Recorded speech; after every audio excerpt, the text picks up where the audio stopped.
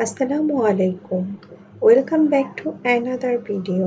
Happiness এটা এমন একটা জিনিস যেটা আমরা সারা জীবন ধরে খুঁজি। মানুষের মধ্যে এবং ভোগবিলাসিতা অথবা সাফল্যতার মধ্যে আমরা খুঁজি। অনেকবার যেটা চাই সেটা পেয়েও যাই। তারপরও এ খুশি অল্প কেন মনে হয়? মনে হয় এখনই আসলো আবার এখনই চলে গেল। কারণ যে বস্তু ও মানুষের সাথে আমরা কানেক্টেড করি তা চলে যাওয়ার কারণে মনে হয় আমাদের খুশিও চলে গিয়েছে। হ্যাপিনেস কোনো থিংকিং না, এটা একটা ফিলিংস। আমরা যদি চাই সব সময় এটা অনুভব করতে পারি, যেটা আমাদের কাছে অ্যাভেলেবল রয়েছে। যেখানে আমরা যেভাবে আছি সেখানে যদি আমরা সন্তুষ্ট থাকি তাহলে আমরা হ্যাপি থাকব। যা আমাদের কাছে আছে তার ভ্যালু করতে আমরা ভুলে যাই, যেটা আল্লাহ আমাদের দিয়েছেন। কেন জীবনের সবকিছু অপূর্ণ লাগে? সাহস করে কেন বলতে পারি না আমরা ভালো আছি? আমাদের মনে হয় যে জীবনে কোনো চাওয়া পাওয়া নেই সেটা আবার কেমন জীবন? কিন্তু এই চাওয়া পাওয়া শেষ তো হওয়ার নয়। লাইফে এতটুকু তো কন্ট্রোল থাকা চাই। যদি কোনো কাজ অসম্পূর্ণ রয়ে যায় বা কোনো সাফল্যতা ছুটে যায় তারপরও মন স্টেবল থাকে। বাট এটা কিভাবে সম্ভব? যে সমাজে আমরা থাকি এটা তার রুলসের বিপরীতে। না চাইতেই এই রুলস আমাদের শেখানো হয়েছে। লাইফে যখনই আমরা কোনো ডিফিকাল্টিস ফেস করি তখনই কিছু শিখতে পারি। অনেক ভালো লাগছে এরকমই কিছু আপনাদের সাথে শেয়ার করতে পেরে। মনে খুশি থাকার ইচ্ছা থাকা সত্ত্বেও কেন আমরা খুশি হতে পারি না? কে কে শত্রু আমাদের খুশি থাকার?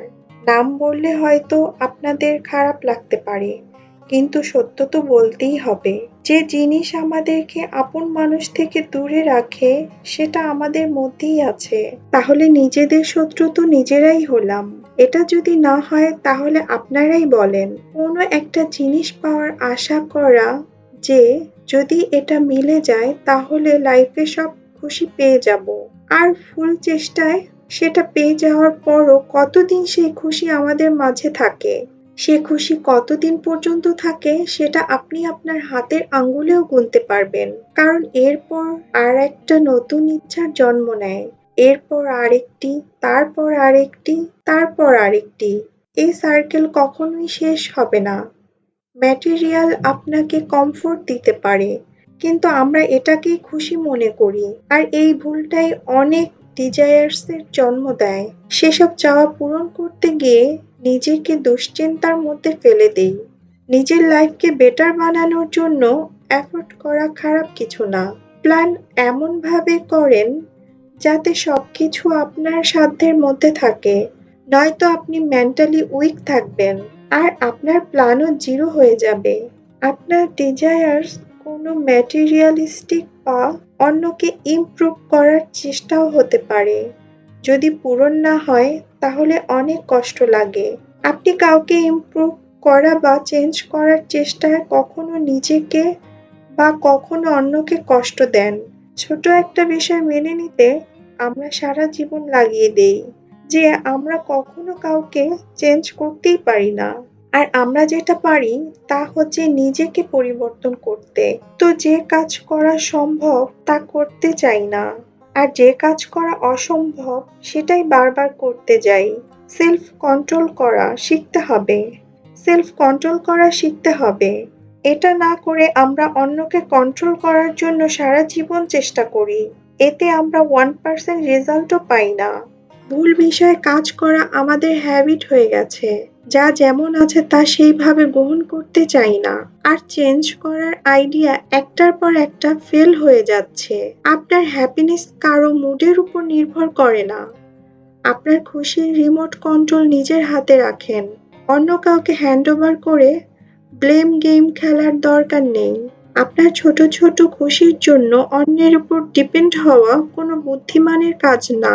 আমাদের রিলেশন আমাদের জীবনের অনেক বড় পার্ট।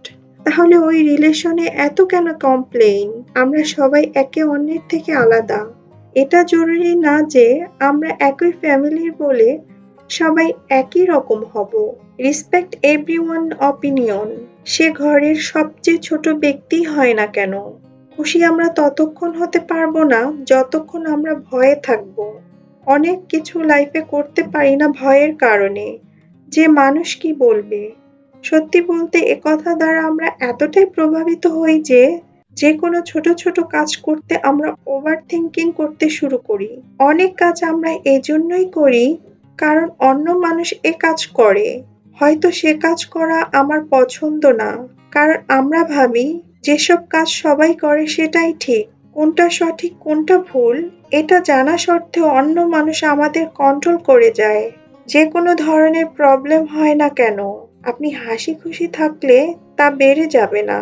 লাইফে তো এরকম চলতেই থাকবে যা আপনাকে আপসেট করবে। সলিউশন এফোর্ট করলেই মিলবে, মন খারাপ করে কান্নাকাটি করার মাধ্যমে না। আর যেখানে এফোর্ট কাজ করে না সেটা সেভাবেই হতে দেন। কখনো কারো লাইফকে কন্ট্রোল করার চেষ্টা করবেন না, আর নিজের লাইফকেও অন্যকে কন্ট্রোল করতে দিবেন না।